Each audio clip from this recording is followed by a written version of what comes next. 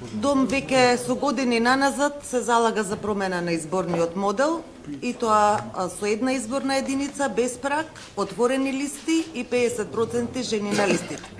Тоа се нашите заложби и јас ќе се обидам во овој кус термин да ги образложам. Мислиме дека е важно од досегашниот модел со 6 изборни единици да има промена во една изборна единица во целата држава, затоа што на тој начин ќе помогнеме за развој на демократијата во општеството и ќе има подобра представеност на граѓаните во парламентот. Што се случува со сегашниот модел од 6 изборни единици? Можно е една политичка партија која што има собствена програма, собствена идеологија и вредности за кои што се залага, во една изборна единица да освои 5-6 илјади гласови, но да не успее од таа изборна единица пратеник да влезе во собранието. Кога тоа ќе се преслика на ниво на 6 изборни единици, се случува 30-40 илјади наши граѓани кои дале поддршка на изборите за одредена политичка партија практично да не бидат понатаму представени во парламентот.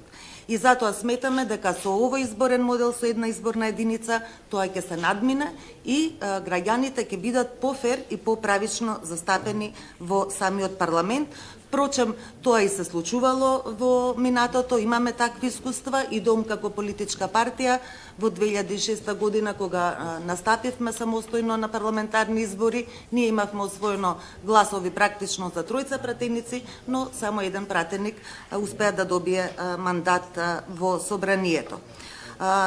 Друго што е важно во однос на промена на изборниот модел со една изборна единица, дека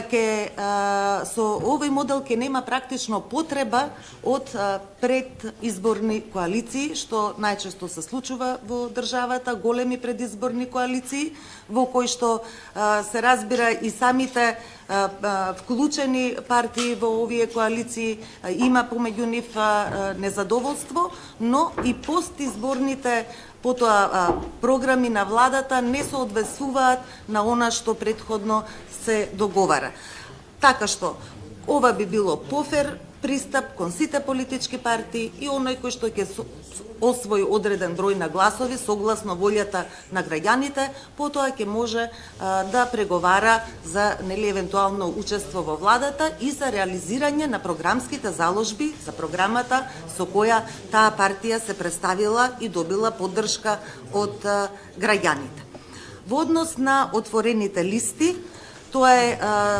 за нас навистина многу значајна промена во прилог на унапредување на демократијата во државата, затоа што тоа ќе значи дека и самите партии ќе се демократизира. Тоа е тема за која во општеството долго време се разговара, дека е потребна внатрепартиска демократизација. Отворените листи го нудат токму тоа, што значи дека одреден пратеник кој што бил кандидат на листата и да е на некое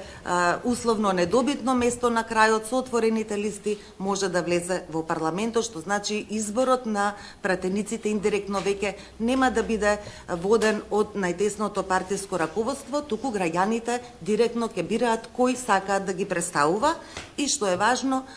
тоа ќе придонеси за поголема лична одговорност на избраните пратеници, бидејќи веќе нема да стои само партијата која ги предлага, туку секој граѓанин лично ќе решава кој сака да биде пратеник, кој да го застапува и соодветно на тоа и одговорноста на избраниот пратеник кон граѓаните кои што го поддржале ќе биде поголем. И третата наша заложба е 50% жени на листите, односно подеднаков број мажи и жени на избирачките листи и за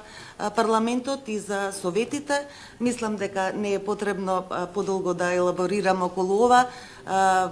Правата на жените, родовата еднаквост е еден од приоритетите во општеството, а зголеменото, односно подеднаквото политичко учество на жените оди токму во тој прилог. Мислам дека накусо ова го елаборирав како клучни поенти зошто ние се залагаме. Сметаме дека во општеството има расположение, има поддршка од граѓаните за овие барања, бидејќи овие теми и во минатото во неколку наврати ќе се отвара и очекувам дека